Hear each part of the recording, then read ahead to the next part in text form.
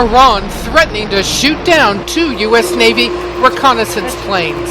It happened Saturday when a Navy EP-3 and a P-8 near the Strait of Hormuz received 3 radio calls from Iranian air defense units. In one of the calls, an Iranian military person said, "Coalition aircraft, I understand you are doing your mission in international waters, but you are approaching Iranian boundaries. If you do not change your heading, you will be aimed by Iranian missiles. Change your heading immediately." The U.S. pilots knew they were outside the range of Iranian surface-to-air missiles, so they proceeded without incident, according to U.S. military officials. But the Chief of Naval Operations is making clear his commanders have the authority to act against Iran if needed. There's really nothing that limits the way that they can respond. The U.S. says provocations by Iran in the air and at sea are growing. 32 incidents so far this year compared to 23 all of last year. Most are conducted by Iran's more militant Revolutionary Guard Corps naval forces. I think some of this is kids with bravado. Some of this is just Iranians showing how tough they are against this really overwhelmingly massive U.S. naval capability.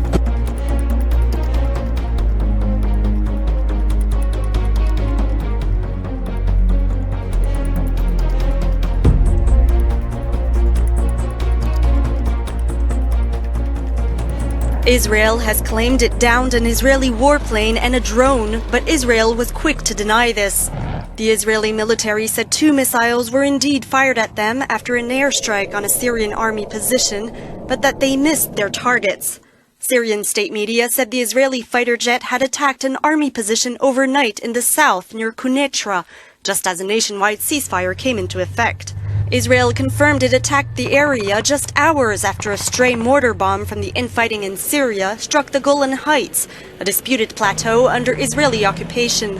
The bomb claimed no victims, but Israel typically hits back when fire spills over into its territory. At this point, there is still a lot of confusion on what happened exactly. What more can you tell us?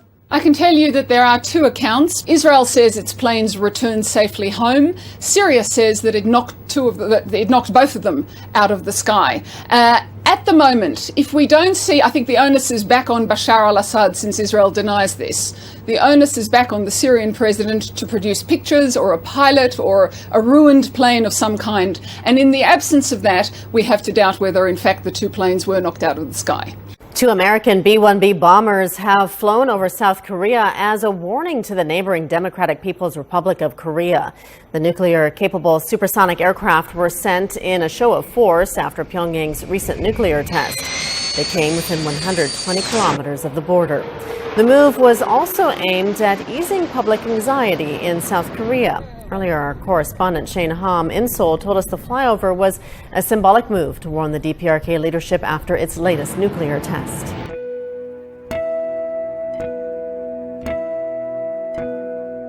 Now, new assessments by weapons experts suggest North Korea will have enough material to make 20 nuclear bombs by the end of 2016.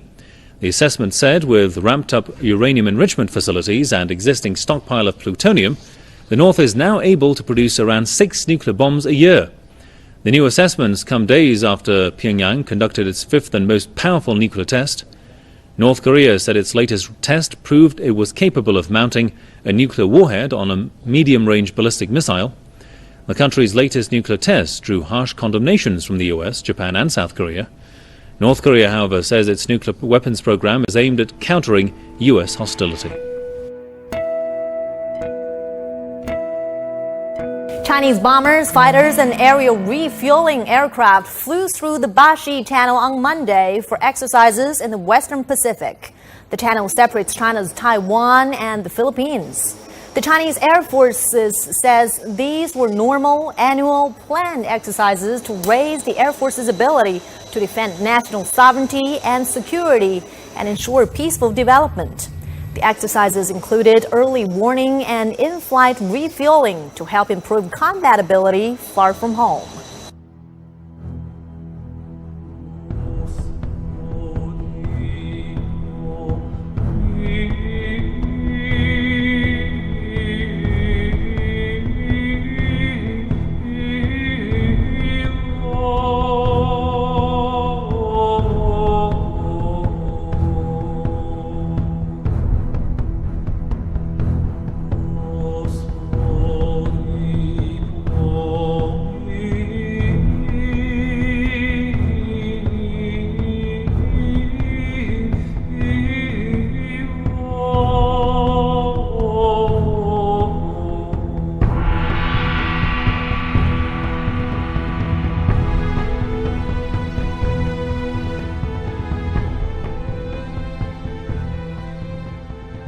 The self-proclaimed leader of a separatist-held area of Donetsk in eastern Ukraine has announced a unilateral ceasefire in the region, beginning on Wednesday at midnight. An earlier truce agreed between the government and rebel factions began at the start of the school year on September the 1st. Reports suggest this was largely respected until Monday. The ceasefire will start at midnight between September the 14th and 15th. Stop fire and any military action, the rebel leader said on Russian television. I call on the Ukrainian side to take it seriously and show they are ready to do it in practice and not just make declarations. Kiev has not yet responded to the announcement, but did say 3 soldiers had been killed and 15 injured in combat against separatist fighters between Monday and Tuesday. Germany and France, whose foreign ministers will be in Kiev on Wednesday, have reportedly put forward proposals for a lasting peace in eastern Ukraine. Well, the ceasefire in Syria tonight appears to be holding. More than 300,000 people have died in 5.5 years of civil war. Only a trickle of aid from Turkey made its way into northern Syria today, where civilians who've been through hell are waiting, desperate for food and medicine. For months, they've been sitting ducks for airstrikes by Syrian and Russian planes, or living under fire from opposition rockets. But what a difference a day makes. The ceasefire held, even in rebel-controlled eastern Aleppo, and these kids made the most of it. In the lull, ambulance drivers had time for tea. There were even empty hospital beds. We had to change blood-stained sheets 1,000 times a day, said this Aleppo paramedic. Today, we've only seen patients with flu. If the ceasefire continues to hold for the next 7 days, the U.S. and Russia will start coordinating airstrikes against jihadist groups, including ISIS. And crucially, the Syrian Air Force will be barred from flying in rebel-held areas. But one man's rebel is another's freedom fighter. And Russia and the U.S. have not seen eye to eye on which opposition groups are legitimate targets. There is plenty of scope yet for this deal to come unstuck. German police have arrested 3 Syrian nationals accused of being sent to Germany by the militant group Islamic State. Prosecutors allege the 3 men, who are between the ages of 17 and 26, were dispatched to Germany in November 2015, either to carry out a mission or to wait for further instructions. Interior Minister Thomas de Maizière said they entered Germany after traveling through the Balkans. Around 1 million asylum seekers arrived in Germany last year. Concerns about their presence rose after 3 violent attacks were carried out by asylum seekers. But de Maizière said it would be wrong to suspect all refugees. Now, a top U.S. official says more than 110 people have been publicly charged in federal court on counts related to the Daesh terrorist group since late 2013. U.S. Assistant Attorney General John Carlin said witnesses in almost half of the cases on Daesh did not report anything to law enforcement authorities until after the charges were made. He noted the U.S. Justice Department wants the American public to be more proactive about alerting federal authorities about someone showing support for foreign terrorist organizations. Last year, the Department of Justice charged 60 people for their nexus, sympathies or support for Daesh, the largest annual figure on record. These villages reveal a China the government won't want you to see. Even riot-clad police seem to be afraid of the Wukan people. They are angry that their democratically elected leader was arrested for accepting bribes in June. Then people took to the streets, voicing their disbelief at the charges leveled against the official. The villagers grabbed headlines in 2011 for standing up against government land seizures and corruption. A year later, Wukan's 6,000 residents were allowed to vote in democratic elections to relieve community tensions. That's practically unheard of in communist-run China, and the village became known as a benchmark of grassroots democracy. That's something they now see as being under threat, and their unhappiness is clear. Allahu Akbar. New York City is known for its confluence of cultures, and it's hoping to send a unifying and inclusive message to its Muslim community. For the first time, both Eid al-Adha and Eid al-Fitr are public school holidays. Nearly 1 million Muslims call New York City home. Mayor Bill de Blasio wanted the public school holiday to embrace the city's culture and diversity and ensure people of all faiths feel included.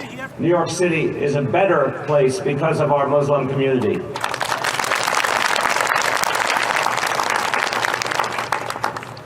And we will stand up to hatred, we will stand up to division, we will stand up to anyone who spews bias, and even more so, anyone who acts on that bias in a criminal way.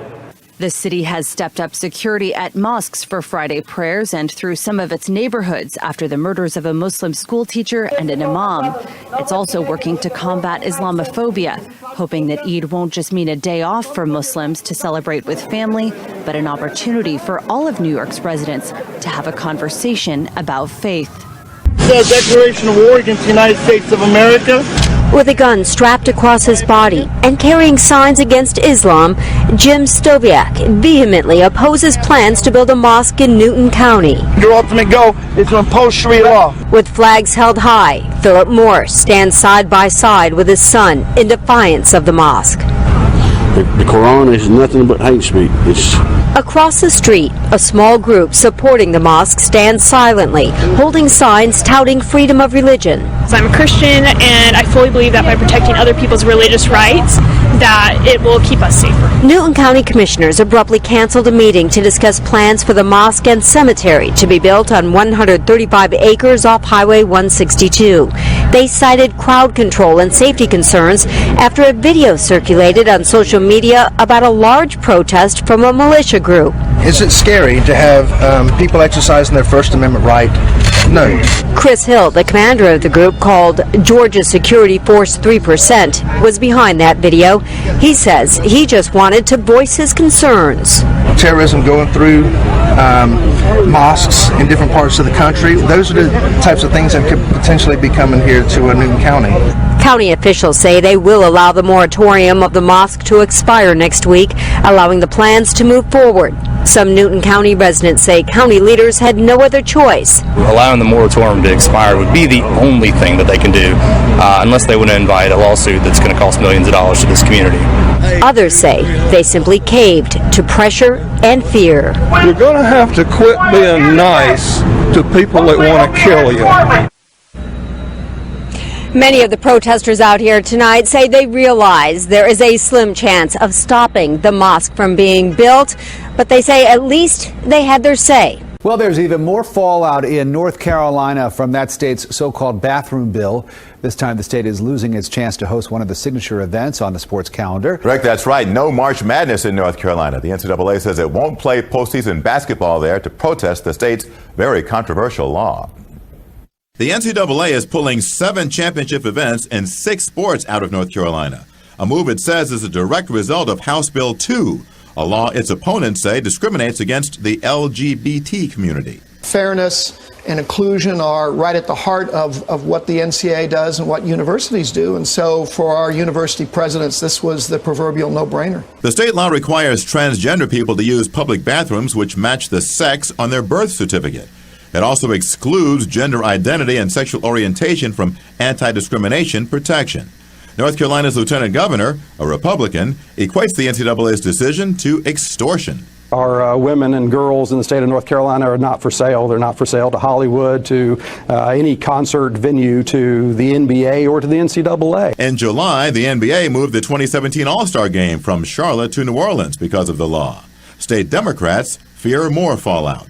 Having the worst anti-LGBT law in the nation on the books is deadly for the North Carolina economy, for tourism, and for our continued ability to host critical events like NCAA tournament games. As thousands gathered in Washington Square Park for several hours of speeches, songs, and drum beating, Black Lives Matter protesters supported the Dakota Access Pipeline protesters.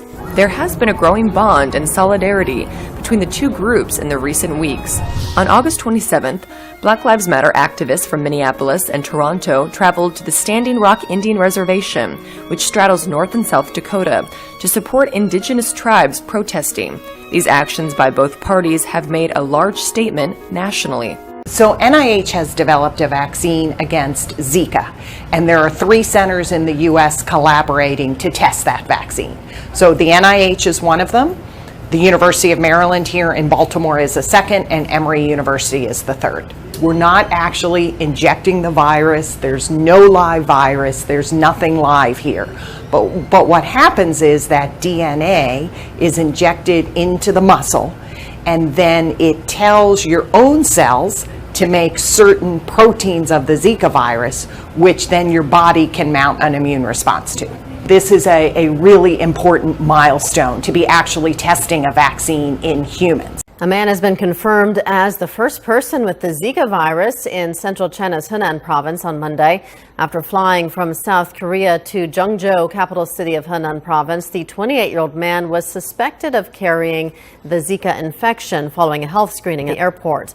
The man had been working in Guatemala in Central America for 2 months and had developed symptoms there. He was hospitalized and placed in quarantine. He is now in stable condition. Almost 300. That's how many aftershocks have rattled Korea's southeastern city of Gyeongju since a 5.8 magnitude earthquake hit the region on Monday evening. Now, that is more than 3 times higher than the 93 recorded after 2 4.9 magnitude quakes struck off Korea's west coast in April and May 2013.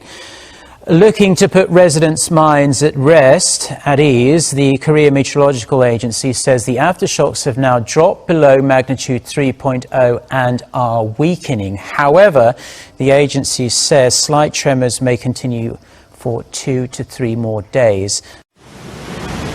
Taiwan is bracing itself for a massive super typhoon Moranti, which is due to slam into the island Wednesday morning. Moranti's grown from a Category 1 storm to the top scale of 5 in just 24 hours. As the storm neared the southern tip of Taiwan, preparations were underway. Gusts of up to 360 kilometres per hour are expected, which brings with them lashing rain and flooding. Power and communication lines are vulnerable and landslides probable. Moranti is the strongest typhoon in the Western Pacific since Super Typhoon Haiyan in 2013, which killed more than 6,000 people in the Philippines.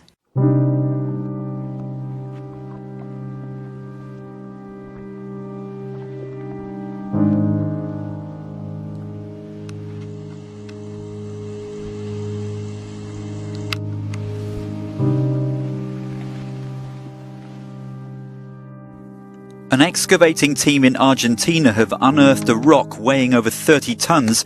It's thought could be one of the world's largest meteorites. It was unearthed from an area 1,000 kilometers north of Buenos Aires that's littered with craters and is believed to have experienced a powerful shower of rocks from space more than 4,000 years ago. Scientists are to carry out more tests to determine the rock's origins.